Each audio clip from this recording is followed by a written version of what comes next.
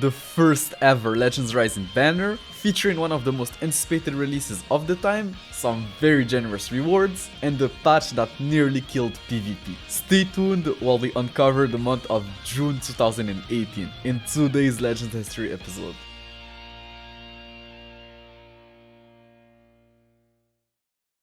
The month of June started with the first ever Legends Rising banner, and I guess the first ever high banner in the game. It featured a new legendary Super Saiyan Broly, the card we had all been waiting for ever since we saw it in the tutorial mode, and Broly was just a complete monster. That guy was by far and away the best unit in the game. He gapped everything and was Legends' first meta shifter. Crazy to think that not even a week into the global release and the meta had already shifted, but I guess that's Legends for you. This new Broly was a strike type unit who had one of the highest base key restore speed in the game, held a strike card, did more damage against Goku's enemies, and reduced the key recovery of units once he entered the battlefield, which coupled with the fact that his special move had a 30% chance of fating the enemy, while also reducing the enemy's strike defense, yeah, the guy was looking insane. But what really made him stand out was his green card. He could force switch characters, which was just insane at the time. Like, that guy's only counter at the time was Green Piccolo, but with that green card, he could just force switch him out and kill the rest of the team. So that guy was just a monster. The same day, the game got the update 1.7.0, an update that completely changed PvP. It basically killed double dashing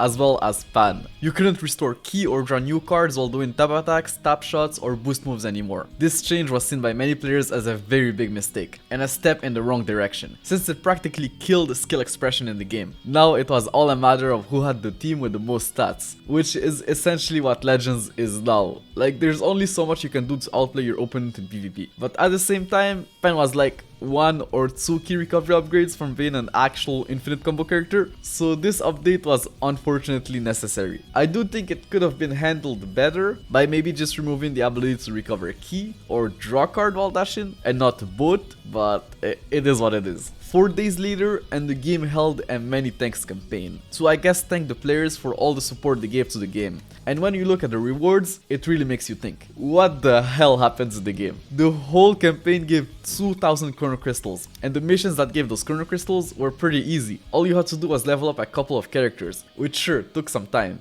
but wasn't anything near as bad as whatever hell you have to do now to get 2000 Chrono Crystals in that game. We also had the second space-time duel that same day, which was, as you would guess, completely dominated by Broly and his new Saiyan team the next day, and the game got a new update, which added stages to the Saibamen bonus battles. Those new stages just gave more Zennies and better training equipments, which was definitely great considering the many tank campaign missions. That update also added the Horde mode for the first chapter of the story mode. And bro, I remember those new Horde mode stages being pretty difficult.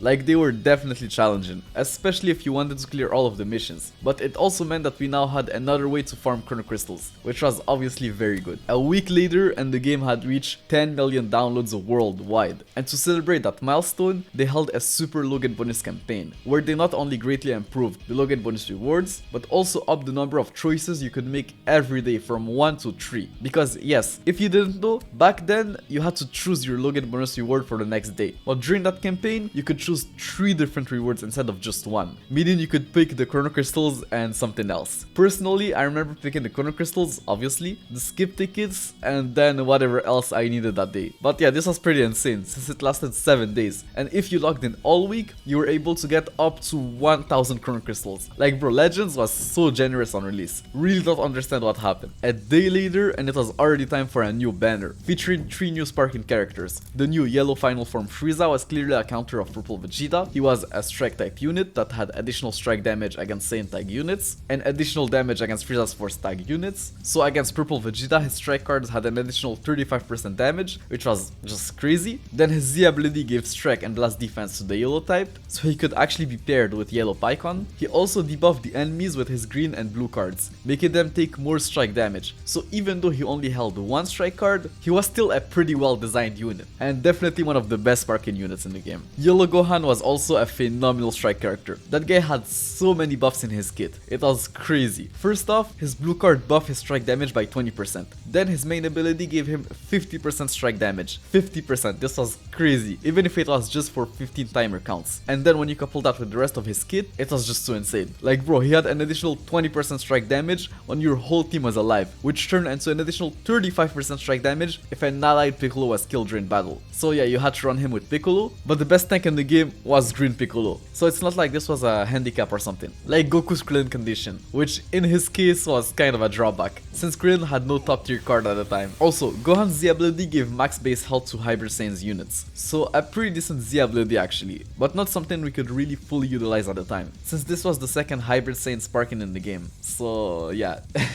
But that type had the potential to be very good in the future. Sparking Ginyu was probably the weakest out of the three, like he was a tank type unit, his blue and green cards debuffed the enemies, making them take more damage, gained additional blast damage with another Frieza's Force tag battle member, and his main ability gave him the body change art card, which from what I remember wasn't anything crazy. Like to start off, it was pretty hard to pull off, since it wasn't something that you could proc from a distance, you needed to be close to the enemy, and it didn't really do much damage since the guy was a tank unit. Like sure, it inflicted bleed to the enemy, but I don't know, I don't really remember that bleed damage doing much, bro. Like it really wasn't anything crazy. And like I said, it was a very hard card to pull off.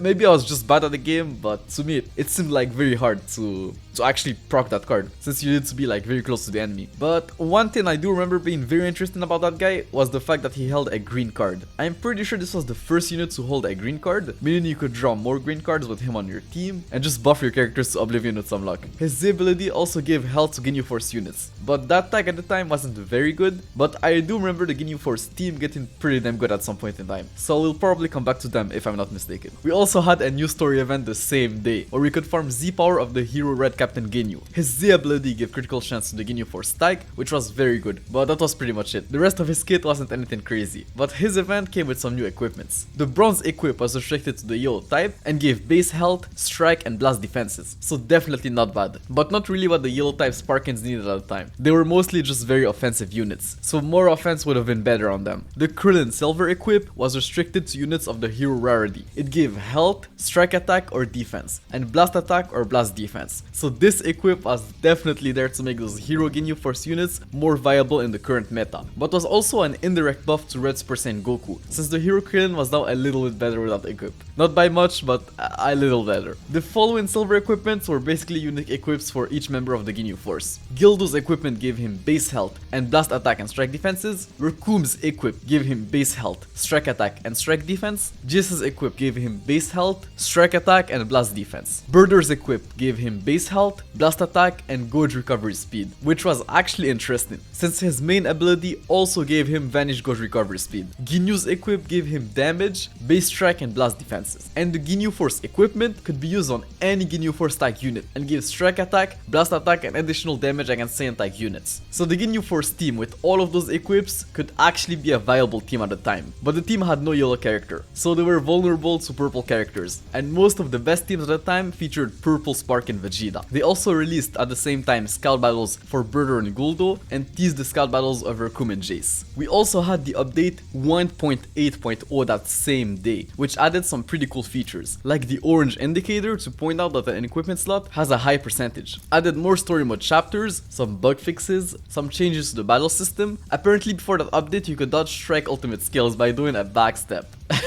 So if I understand it correctly, feel free to correct me in the comments down below if I'm wrong, you could dodge the ultimate skill of Red Super Saiyan Goku, for example, by taking a step back, which just sounds so insane. I had no idea you could do something like that at the time, but yeah, with that update it wasn't possible anymore. Now the special moves could only be dodged with a vanishing step, but most importantly, that update upped the level cap from 600 to 1000, which unlocked a new soul board, meaning it was time to grind a new type of souls. They then added a hard mode to the Krillin Scout Battle event. It just gave more Z power and souls, but I do remember one of the missions of that hard mode being pretty damn hard. Like you had to beat Krillin with only a Krillin character, meaning you had to beat the event with the hero Krillin as your only battle member, which like I already said, was a pretty difficult mission and took me many tries. A couple of days later and we had a new campaign, where this time we could get various rewards including Z power of the new Spark and Ginyu, simply by strengthening the hero Ginyu Force units. So yeah, that was very good. The next day and we got the scout battles of Raccoon and Jace to help players with that new campaign, it was also already time for a third space-time duel, which this time around came with bonus drop rewards. You could get Z power of the Extreme Blue Goku, and a new golden equipment for Broly by playing PvP. I actually remember some people 7-starring the Extreme Blue Goku from that space-time duel, and the new Broly equipment was the first gold equipment in the game, so you can guess that it was pretty strong. It gave Broly blast defense, special move damage, and ultimate damage, so he was now tankier than ever and could do even more damage, which was just crazy. The month ended with a teaser of the next banner, and it looked like Future Trunks and Super Saiyan Vegeta were coming into Legends, something that we will cover in the next history video. But until then, take care, peace.